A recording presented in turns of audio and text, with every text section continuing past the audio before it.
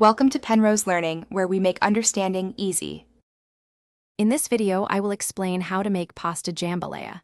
First, let's gather all the delicious ingredients we'll need to create this flavorful dish.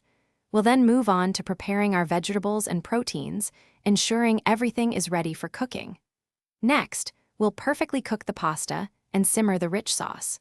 Finally, we'll combine all these wonderful components to create a truly satisfying meal that your family will love. To begin, you'll need about 1 pound of your favorite pasta, like penne or rotini. For the vegetables, chop 2 cups of the classic Holy Trinity: onion, celery, and bell pepper. You'll also need 1 pound of smoked sausage and 1 pound of boneless, skinless chicken cut into bite-sized pieces. Don't forget 2 cups of chicken broth and 1 14-ounce can of diced tomatoes. Start by browning the sausage and chicken in a large pot or Dutch oven over medium heat.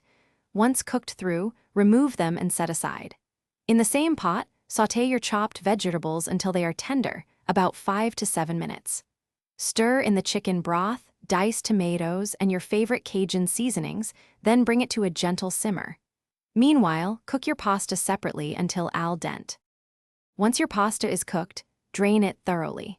Now, return the cooked sausage and chicken to the simmering sauce. Add the drained pasta to the pot, stirring gently to ensure everything is well combined and coated in the flavorful sauce. Let it heat through for a few minutes. Serve your delicious pasta jambalaya warm, perhaps garnished with some fresh chopped parsley for a touch of color and freshness. Thanks for watching. If this was helpful, leave a like and consider subscribing. See you next time.